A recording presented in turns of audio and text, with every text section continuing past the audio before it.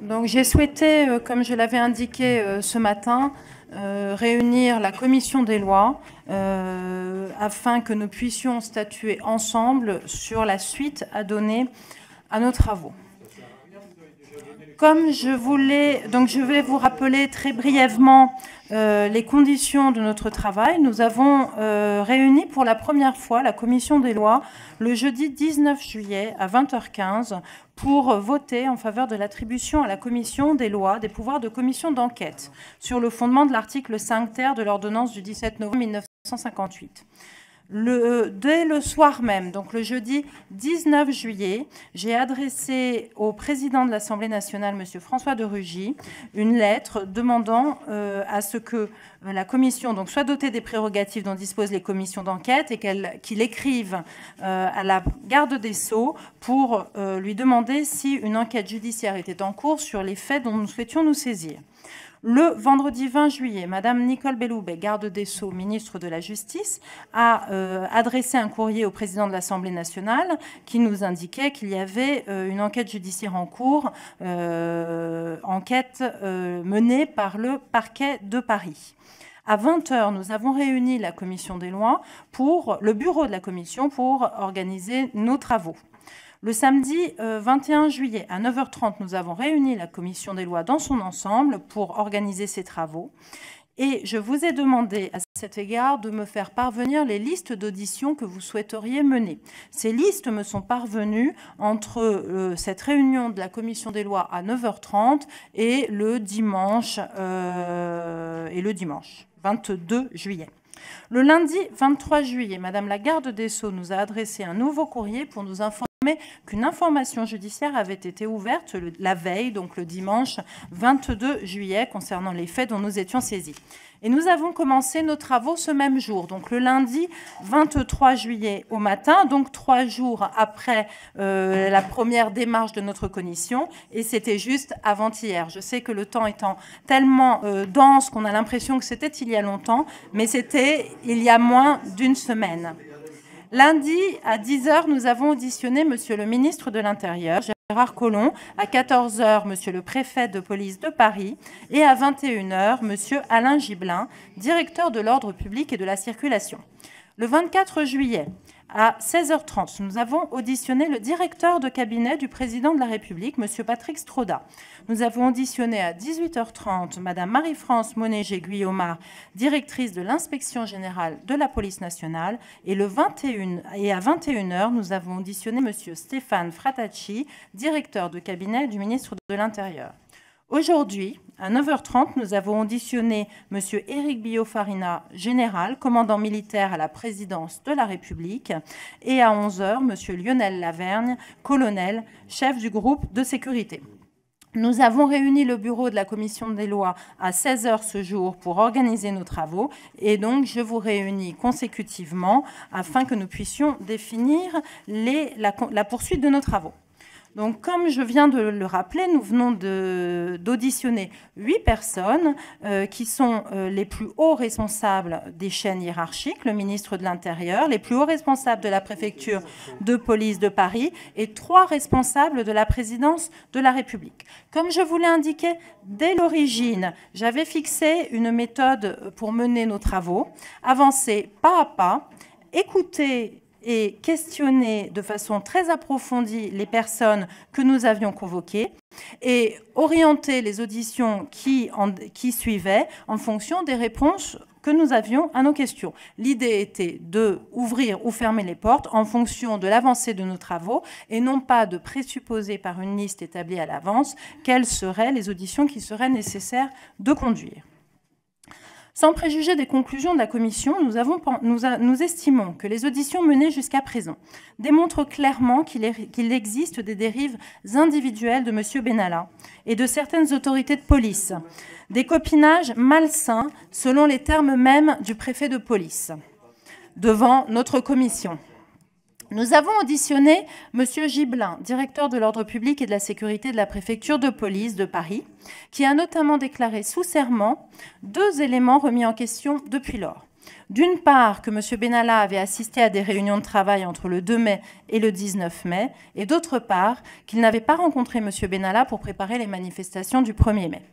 Or, sur ces deux points, il s'avère que ces déclarations ne sont pas exactes. Sur le premier point, M. Gibelin nous a adressé un courrier dont j'ai donné lecture devant cette commission dans son intégralité, pour revenir sur ces déclarations indiquant qu'il pensait répondre à... il pensait qu'on parlait du 18 juillet et non pas du 18 mai.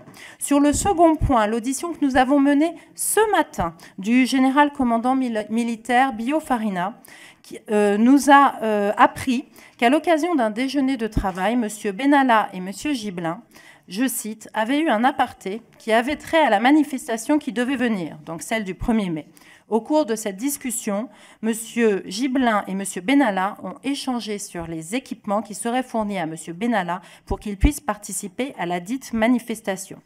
Par conséquent, j'estime qu'il convient de réentendre devant la commission des lois M. Gibelin pour qu'il puisse nous apporter des explications quant à ces deux points qui sont contredits donc, par les auditions que nous avons menées.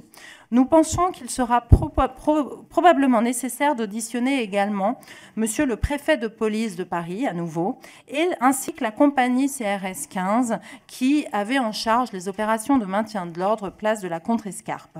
D'autres auditions pourront ensuite être envisagées si cela nous apparaît nécessaire, conformément à la méthode que je vous ai rappelée tout à l'heure. Mais il ne nous apparaît pas depuis les 3 jours qui constituent les travaux de notre commission qu'il apparaisse nécessaire de donner droit aux demandes multiples de monsieur le co-rapporteur qui visent à des mises en cause qui...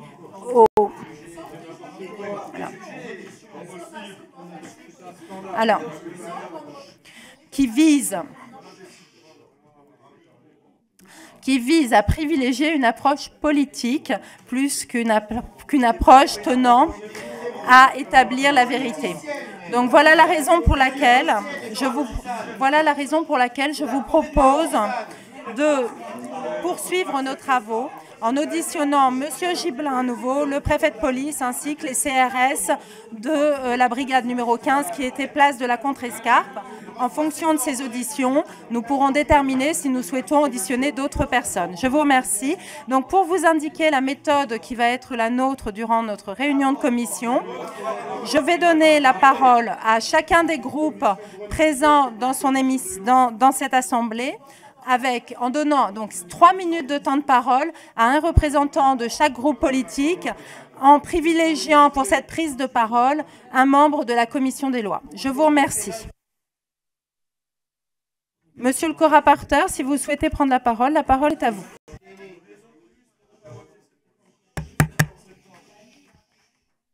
Bien, mes chers collègues, nous avons un point d'accord, c'est que nous sommes le mercredi 25 juillet. Pour le reste, en revanche, il y a des désaccords absolument majeurs que je veux expliquer.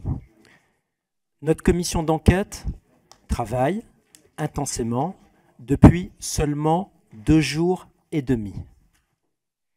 Et après seulement 2 jours et demi de travail, Madame la co-rapporteure propose en réalité d'entraver, je le dis avec gravité, les travaux de la commission d'enquête en nous proposant en réalité de clore pour l'essentiel le cycle des auditions. Que vous souhaitiez, Madame la co-rapporteure, entendre à nouveau M. Gibelin, M. le préfet de police, j'en suis tout à fait d'accord, mais à ces 2 personnalités, il convient d'ajouter bien d'autres personnalités. Et je voudrais revenir sur les raisons qui me poussent à maintenir la position constamment exprimée depuis samedi matin devant notre commission et dans l'hémicycle. Notre commission d'enquête, elle a le devoir, au nom de la nation, de faire la vérité en toute liberté, sans être entravée par des ordres venus de l'Élysée, relayés par les députés du groupe En Marche. Nous avons le besoin d'entendre, s'agissant de l'Élysée, non seulement, bien sûr, M. Benalla, qui était chef adjoint de cabinet du président de la République le 1er mai, mais toute la chaîne hiérarchique qui va jusqu'au premier responsable de la chaîne administrative, disons, de l'Élysée, c'est-à-dire M. Alexis Kohler, le secrétaire général de la présidence de la République. Nous avons aussi bien évidemment besoin, Madame la Présidente, d'entendre à nouveau Patrick Stroda, le directeur de cabinet du président de la République. Nous l'avons entendu hier. Il a indiqué que M. Benalla avait fait l'objet, pendant une quinzaine de jours, d'une mesure conservatoire de suspension accompagnée d'une suspension de salaire.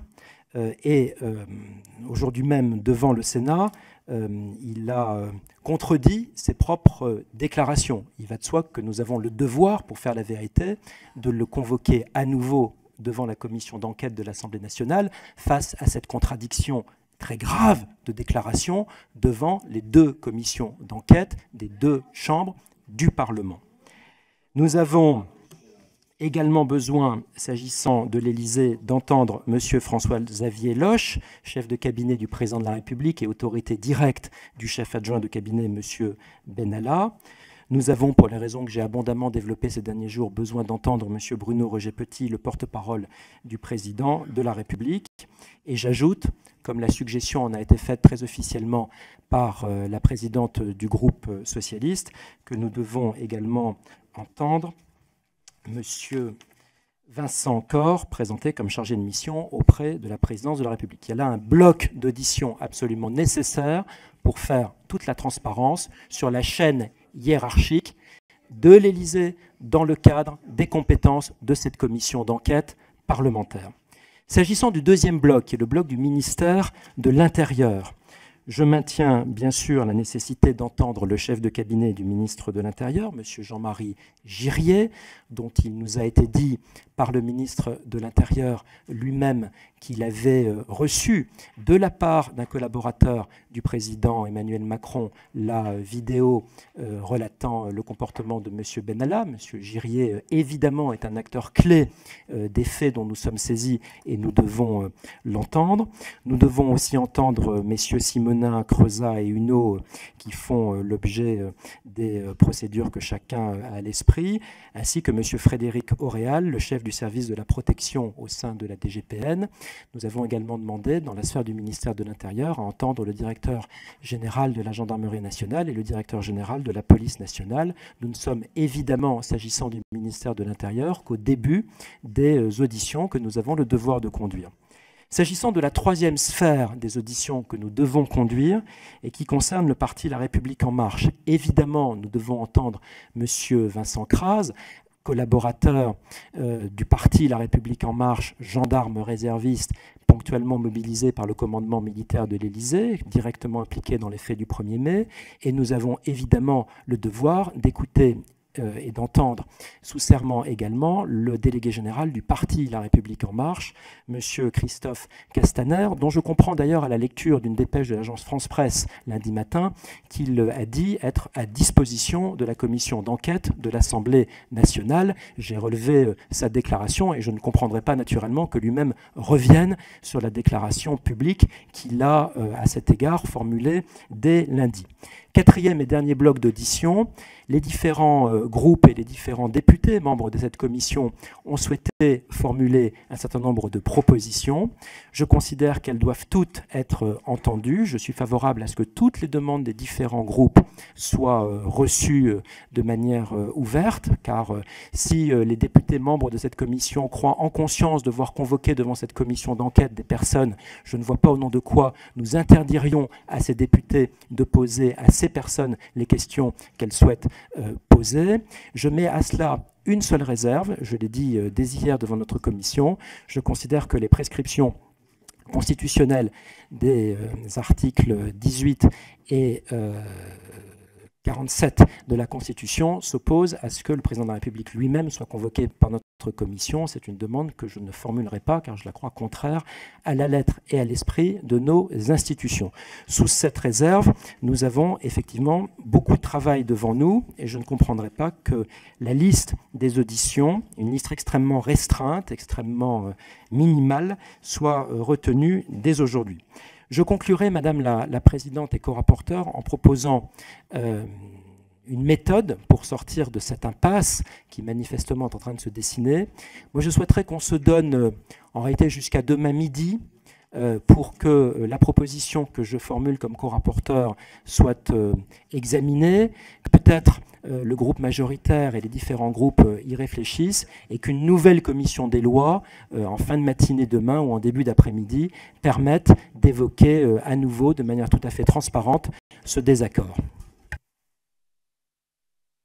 Alors, je vous remercie. Je vous indique que je souhaite que nous prenions une décision aujourd'hui sur les auditions que nous allons continuer à mener. Cela pour pouvoir organiser les travaux de la commission dans les jours qui viennent.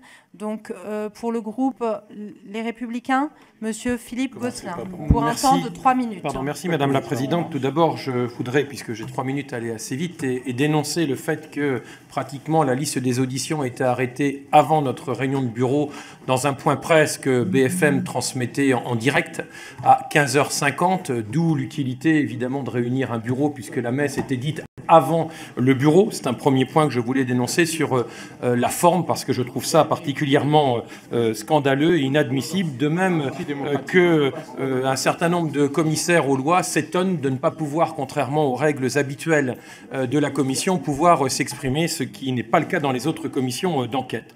Pour le reste, très clairement, il me semble qu'il y a une tentative de réécriture du scénario par la majorité. À l'entendre et à entendre M. Legendre il y a encore quelques jours, c'est la majorité qui voulait créer cette commission qui nous réunit aujourd'hui. C'est la majorité qui veut entendre. C'est la majorité qui ceci, qui cela. Et c'est l'obstruction de l'opposition. En réalité, l'opposition ne fait pas d'obstruction. C'est vous, majorité, Madame la Présidente, qui aujourd'hui avait une shortlist, une liste très minimaliste de gens à entendre. Et nous voulons, notre groupe, dénoncer cette obstruction. Je crois qu'il y a nécessité de réentendre un certain nombre de personnes, car en réalité, il y a un mensonge, des mensonges sous serment. On a un directeur de cabinet du président de la République qui, devant le Sénat, a dit qu'effectivement, il n'y avait pas eu de suspension de traitement, alors qu'il a affirmé le contraire ici. Mais non seulement il n'y a pas eu de suspension de traitement, mais les 15 jours de la dite et supposée suspension ont été pris sur un reliquat des congés 2017. Est-ce sérieux? Ce n'est évidemment nullement dans ces conditions une sanction. D'abord, vérité ici. Je rappelle que M. Bruno Roger Petit, porte-parole officiel de la présidence de la République. Excusez-moi, est-ce que vous pourriez écouter chaque collègue qui va s'exprimer? Je vous remercie. M. Bruno Roger Petit, porte-parole officiel de la présidence de la République, a affirmé, vous en avez tous été témoins, qu'il y avait retenue de salaire. Donc vous voyez bien que tout ça n'est pas cohérent. Nous devons donc... Non seulement c'est pas cohérent, mais il y a des mensonges très clairs devant notre commission d'enquête et devant celle du Sénat. Et sous serment, je le rappelle, ça relève du parjure, et le parjure relève du code pénal. Donc il y a bien une affaire d'État. Quand le directeur de cabinet du président de la République, un chargé de communication qui a du métier, c'est un professionnel, à ce point peut se fourvoyer, il y a de vraies questions. Donc nous souhaitons entendre effectivement toute la chaîne hiérarchique. Ça veut dire que le secrétaire général doit être entendu, M. Bruno Roger Petit aussi, ainsi que tous les autres personnalités qui ont été indiquées par notre co-rapporteur. Et je dénonce aussi le fait qu'à ce stade, à 17h23, nous n'ayons toujours pas l'organisation de nos travaux dans les heures qui viennent, pas d'audition, et je vous pose, Madame la Présidente, la question de la concomitance des travaux en séance publique, asile-immigration qui commence tout à l'heure, avec nos auditions. Si on suit le planning de l'Assemblée, il n'y a pas d'audition pendant au moins 3-4 jours, ce qui n'est pas possible, ou alors il faut suspendre l'examen d'asile-immigration, ou alors nous réunir à 3h du matin, pourquoi pas, mais ce n'est pas très sérieux. Je vous remercie. Alors, sur la concomitance de des travaux de la Commission des lois avec la séance publique qui traiterait de sujets de la Commission des lois, je commence à peiner en fait à me répéter inlassablement, parce que cette question a été évoquée à plusieurs reprises par vous, Monsieur Gosselin, et j'ai toujours apporté la même réponse. Il n'y aura jamais de concomitance entre les travaux de la Commission des lois et une séance publique sur la Commission des lois. Alors, dans les mêmes conditions, Madame la Présidente, vous aviez dit que vous réuniriez le bureau qui arrêterait la liste. Le bureau n'a été réuni aujourd'hui qu'à 16 heures. C'est ce que j'ai fait aujourd'hui, le surlendemain du début de nos travaux, ce qui me semble être d'une rapidité exemplaire. Je vais donner la parole au groupe MoDem, Madame Laurence Wiśniewski. Je vous remercie. Je vous remercie, Madame la Présidente.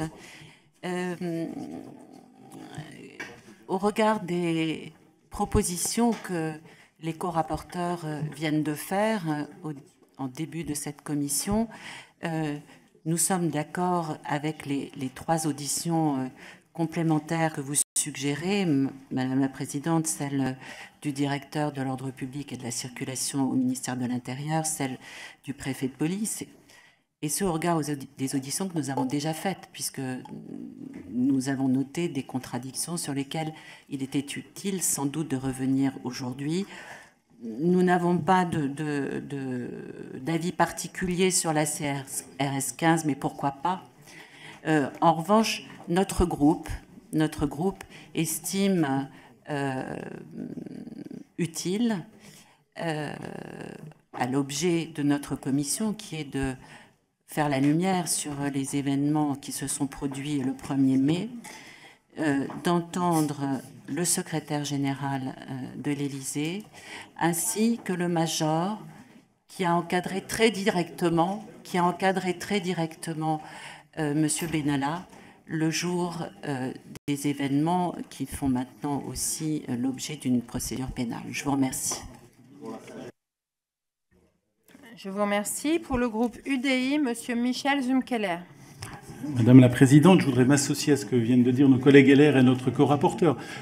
Hier, on était tous en séance, et me semble-t-il, ou alors j'ai pas bien compris, à plusieurs reprises, le Premier ministre nous a parlé d'exemplarité de son action, en disant que la majorité voulait tout faire pour que tout soit transparent, que les choses se fassent vite et qu'on avance. Et là, au jour d'aujourd'hui, la même majorité nous explique, au bout de 2 jours et demi, tirer le rideau, il n'y a plus rien à voir. Honnêtement, c'est pas acceptable. On l'a tous vu, il y a encore plein de gens auditionnés. On a une mission qui doit durer 1 mois, qu'elle dure 1 mois. Nos collègues sénateurs vont quand même être plus précis que nous, ils vont auditionner plus de gens. Enfin, votre décision à cet instant précis est incompréhensible. Je pense également que c'est la pire des choses. Parce que si nous n'avons pas ce débat dans cette Assemblée, il va se poursuivre quand même par voie de médias, par voie de calomnie, on doit l'avoir ici. Et on doit continuer ce débat. Donc évidemment, on doit continuer. Et puis, madame, excusez-moi, dans quelle démocratie moderne c'est la majorité qui décide d'une commission d'enquête chargée de juger d'une action de la majorité? Ça ne se passe pas, ça. C'est pas possible. C'est pas possible. Donc vous aurez compris que le groupe UDI Agir Indépendant est évidemment associé à notre co-rapporteur Guillaume Larrivé. On peut discuter sur 1 ou 2 noms, effectivement, mais il reste encore beaucoup de gens à auditionner et on souhaite que nos travaux puissent se poursuivre. Je vous remercie. Pour La République En Marche, Madame Naïma Mouchou. Merci Madame la Présidente. Je voudrais d'abord vous remercier Madame la Présidente pour le travail que vous avez mené et qui s'est accompli dans les conditions difficiles que nous connaissons. Vous êtes... D'abord, je voudrais rappeler que la commission d'enquête dont nous sommes l'émanation œuvre depuis maintenant plusieurs jours à la recherche de la vérité, et elle le fait avec une célérité toute particulière dont nous devons nous féliciter. Je rappelle que depuis lundi, c'est-à-dire avant-hier, nous avons auditionné M. Collomb, M. Delpuech, M. Gibelin, M. Stroda, l'IGPN, M. Fratacci, le général Biofarina et le colonel Laverne. Intérieur, Élysée et police ont été entendus. Nous avons enquêté au fil de l'eau en 3 jours, et je crois, pour ma part, que ce matin a été un tournant. Alors que M. Gibelin nous avait déclaré sous serment avoir vu M. Bellana en fonction pendant sa période de suspension, il s'est dans la nuit rétracté.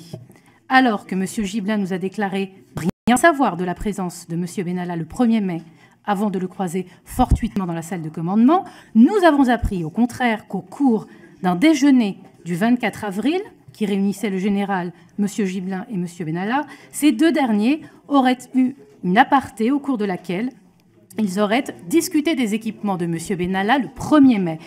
Il y a clairement des contradictions dans les déclarations de M. Gibelin et nous sommes là pour faire la lumière.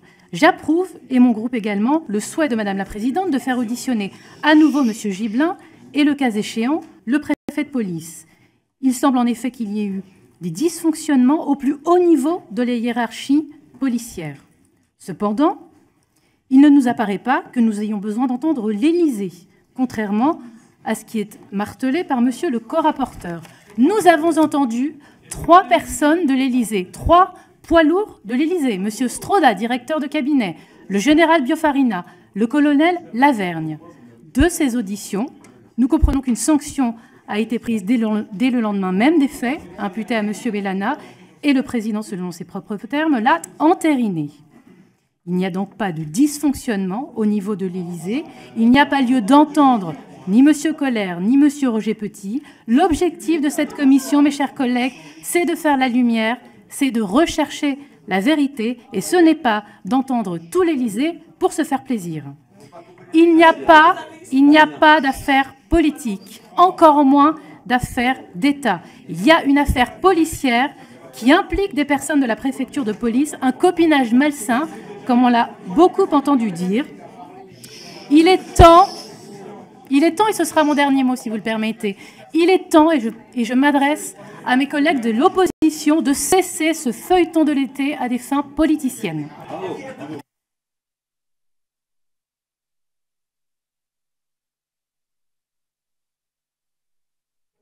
Alors, je vais donner la parole au groupe Nouvelle Gauche, Monsieur David Habib.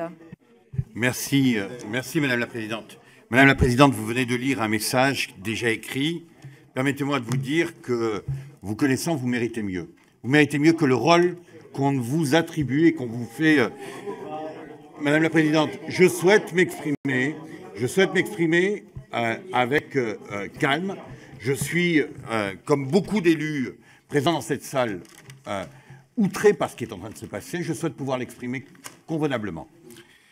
Vous nous proposez des auditions techniques, Madame la Présidente. Bien sûr, nous y adhérons.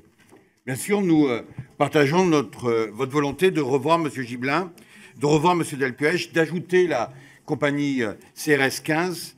Mais les propositions qui nous ont été faites par votre co-rapporteur, par notre co-rapporteur, M. Larrivé, sont, selon nous, de nature à aider à la révélation de la vérité. À la fois parce qu'il est proposé, à côté de ces auditions techniques, l'audition de la chaîne de commandement, de celles et ceux qui ont pu, à un moment, participer aux décisions, mais en même temps, M.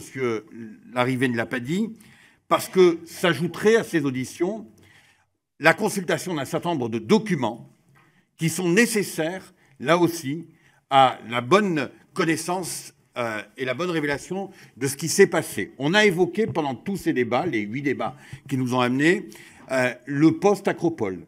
Si nous nous arrêtons à ce que vous avez proposé, nous n'aurons jamais connaissance des messages qui ont été retranscrits.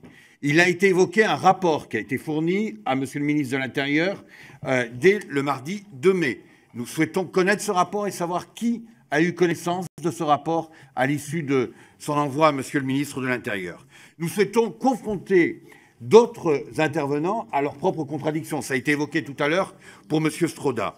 Nous avons le sentiment, Madame la Présidente, que vous avez cédé, accepté cette commission d'enquête parce que politiquement, vous ne pouviez pas faire autrement et que notre collègue Boris Vallaud, du Parti socialiste, avait trouvé l'opportunité administrative qui nous permettait de faire prospérer cette demande de commission d'enquête. Aujourd'hui, vous vous dérobez parce que face à la révélation, peut-être de fautes personnelles, sûrement, mais aussi de dysfonctionnement, d'un bazar d'État qui est aujourd'hui de nature à créer une vraie colère chez nos concitoyens, vous souhaitez vite refermer ce débat et cette séquence. Nous ne l'accepterons pas. Ce quinquennat a commencé avec Kennedy. Il va finir avec Nixon. Si vous continuez, Madame la ministre, si vous continuez, Madame la Présidente, à faire obstacle à la vérité. La parole est à Hugo Bernalicis pour le groupe La France Insoumise.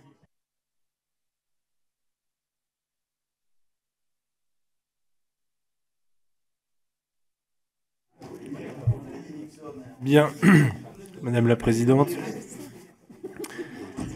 Effectivement, il ne faudrait pas que on réécrive l'histoire en permanence. Et je vous rappelle qu'il a fallu, nous, les oppositions, vous arracher à vous, la majorité, la plupart des choses pour lesquelles vous vous enorgueillissez sur les plateaux télé et à l'extérieur de cette commission, voire dans cette commission. La commission d'enquête, vous ne l'avez pas voulu, vous n'avez pas été proactif. Je rappelle les mots de votre président de groupe, Richard Ferrand, qui a dit « C'est vrai, je ne m'y suis pas opposé ». Vouloir et ne pas s'opposer, ce sont deux choses bien distinctes. Et tous ceux qui ont vécu les séances le savent parfaitement. La publicité des débats de cette commission, qui n'était pas gagnée, loin d'être gagnée, tout comme la publicité de cette commission même, alors même que c'est la transparence qui a été votre leitmotiv depuis le début de ce quinquennat. Sauf que la transparence, c'est nous qui menons ce combat contre vous qui la refusez. Alors sur les auditions supplémentaires, comme tout le monde, je souscris évidemment qu'il faudrait entendre M. Gibelin. Après le parjure, visiblement, qu'il a commis devant notre commission. Évidemment, le préfet de police, qui n'a peut-être pas tout dit, ou ne savait pas tout avant que ses subordonnés ne soient interrogés dans nos commissions d'enquête respectives, Sénat et Assemblée.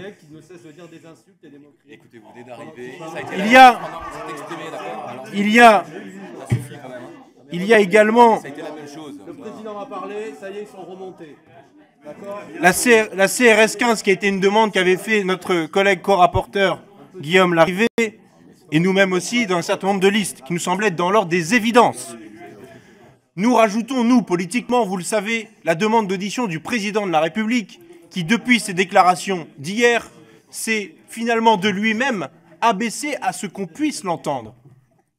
Alors, il a indiqué qu'il vienne me chercher. S'il faut lui envoyer un courrier, il n'y a pas de problème pour ça. Le Premier ministre, qui doit répondre de ses actes, que savait-il de son gouvernement en la matière? Nous voulons qu'il soit auditionné. En plus, il était là, il a participé à cette cellule de crise le jour du 1er mai. Le major Mizerski a été indiqué comme étant un élément indispensable à auditionner. Et là, pour le coup, ce sont nos collègues du MoDem qui le pointent. Et je les salue.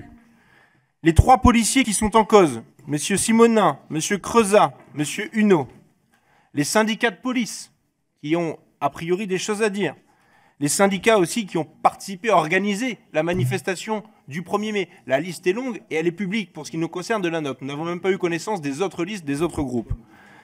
C'est pourquoi nous ne voulons pas que toute cette commission soit finalement une mascarade où c'est le fait majoritaire qui s'exprime, qui montre encore une fois que vous n'avez toujours pas réussi, et encore plus en situation de crise, encore plus en la circonstance, à couper le cordon ombilical qui vous lie à la présidence de la République. Vous donnez l'impression d'être aux ordres du président de la République, y compris dans l'organisation de cette commission d'enquête.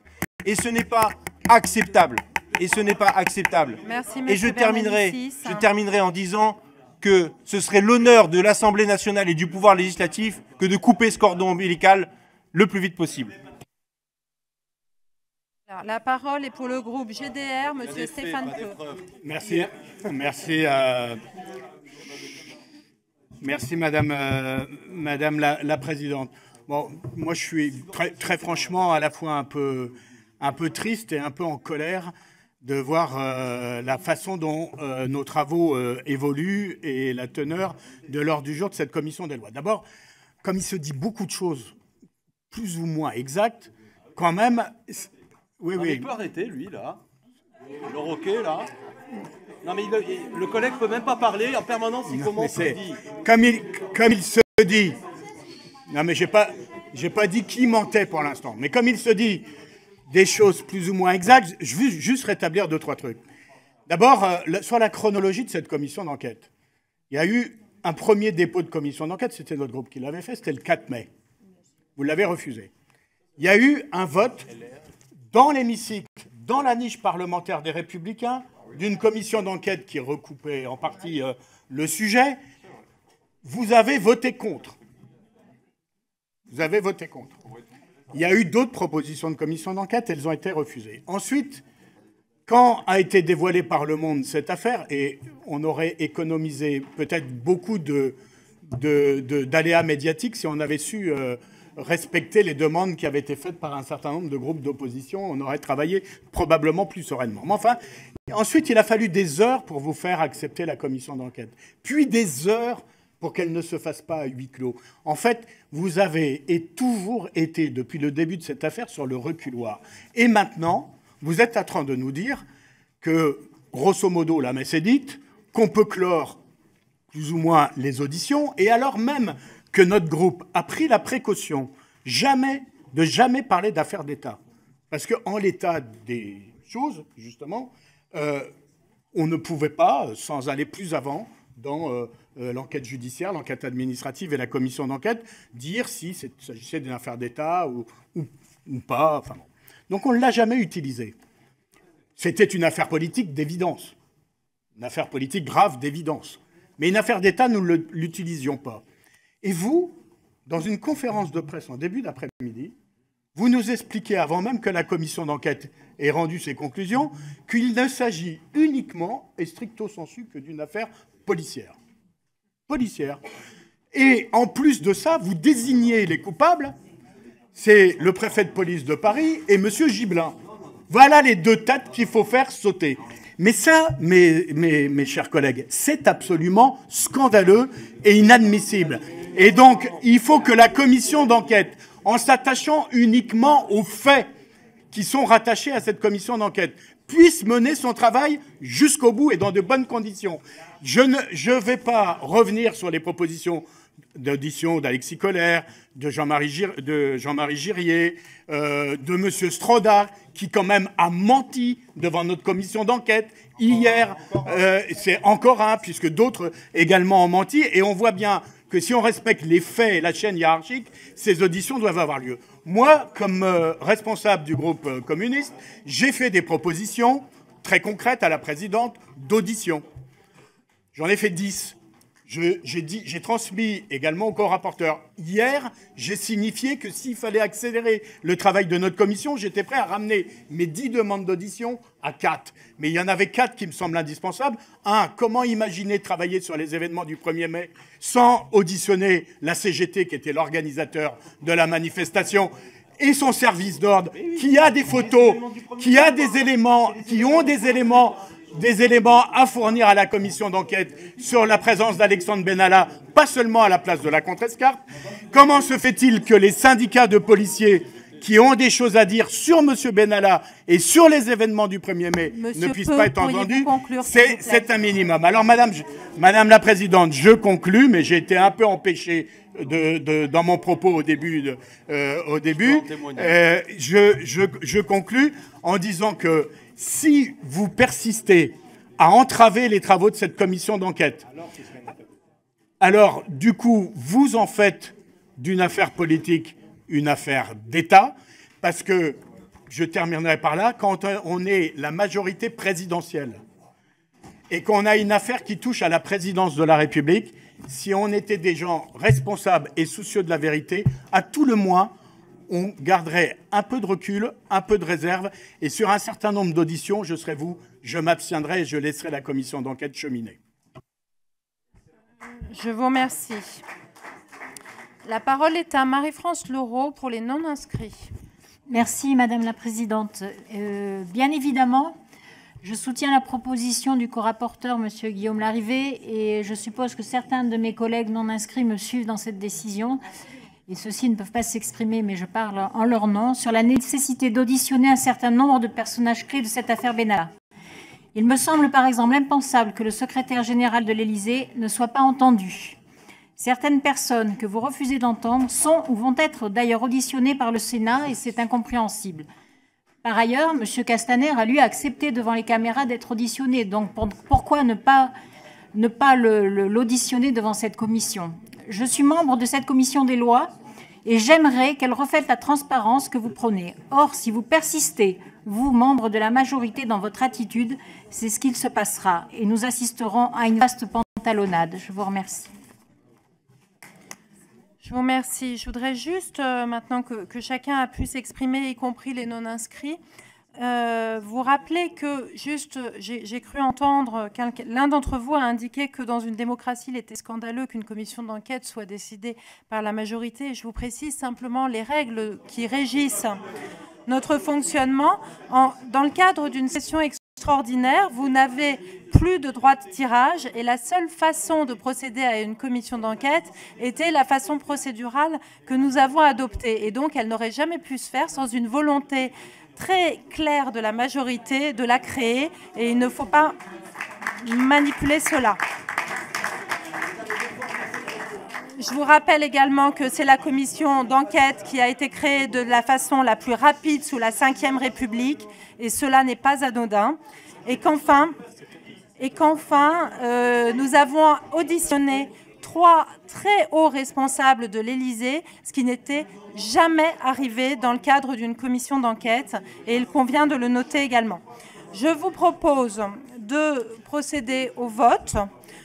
Donc, je vous propose de voter sur la proposition qui est la mienne, qui était de vous proposer d'auditionner le préfet de police, le cas échéant. Madame la Présidente, je crois que vous avez des demandes d'expression assez nombreuses. Le responsable de la compagnie numéro 15 de CRS qui était présente et qui avait en charge les opérations de maintien de l'ordre, place de la Contrescarpe à Paris. Qui est pour?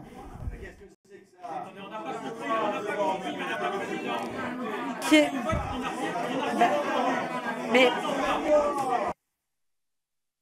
C'est de mauvais comiques.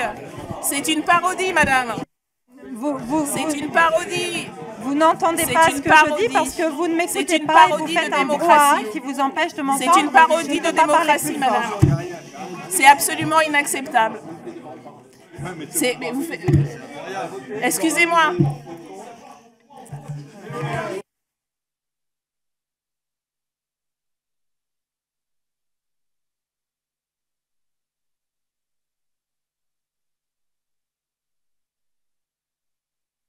Donc, je vais vous proposer de voter sur les propositions que j'ai effectuées concernant les auditions à venir dans le cadre de notre commission des lois dotée de pouvoirs d'enquête. Donc, je vous propose de réauditionner Monsieur Alain Gibelin, de réauditionner Monsieur le préfet de police de Paris et d'auditionner le responsable de la compagnie de CRS numéro 15 qui était sur les lieux, place de la Contrescarpe, le 1er mai.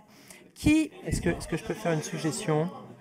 J'aimerais, Madame la Présidente, j'aimerais, si vous le permettez, faire une remarque.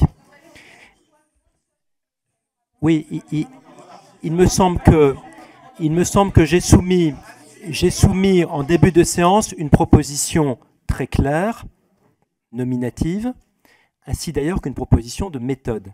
J'aimerais que cette proposition fasse l'objet également d'un vote très transparent de la Commission des lois. Vous avez votre option, Madame la co-rapporteure, Présidente. J'ai moi aussi une option comme co-rapporteur et je demande à la Présidente que vous êtes, avec ce cumul fonctionnel qui vous caractérise, je vous demande, en tant que vous êtes Présidente, donc, de soumettre également ma proposition de co-rapporteur au vote, avant peut-être de soumettre la proposition de l'autre co-rapporteur qui se trouve être également la Présidente.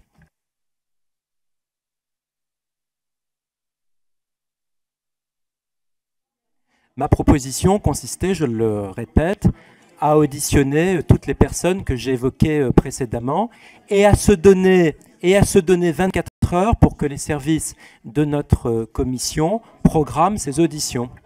Alors, moi, je vous propose en toute logique de procéder à un vote unique qui est celui...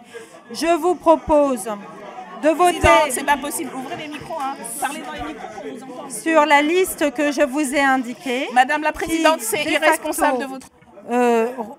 ne comprend pas l'ensemble des noms que Monsieur Guillaume Larrivé a proposés et qui ne sont pas compris dans la liste que je vous propose. Donc votre vote contre manifestera sans aucun conteste et ainsi que vos prises de parole, votre volonté d'approuver la liste de Guillaume Larrivé. Donc je vous repropose devant les citoyens de voter en pour direct live, la madame. liste que je vous vous ridiculisez propose qui comporte Madame Obono. Vous vous rendez compte de ce que vous faites? Donc je vous propose de voter pour la liste suivante. Non, ça suffit, ce qui suffit. De Monsieur Gibelin. Suffit cette audition de Monsieur le préfet de police mascarade jupitérienne ainsi que du responsable de la compagnie de CRS numéro 15. Qui est pour? Qui est contre? Une mascarade, madame. Qui est contre? Donc je note, la liste est adoptée ainsi que désignée. Je vous ferai parvenir le calendrier des auditions dans la soirée. La séance est levée.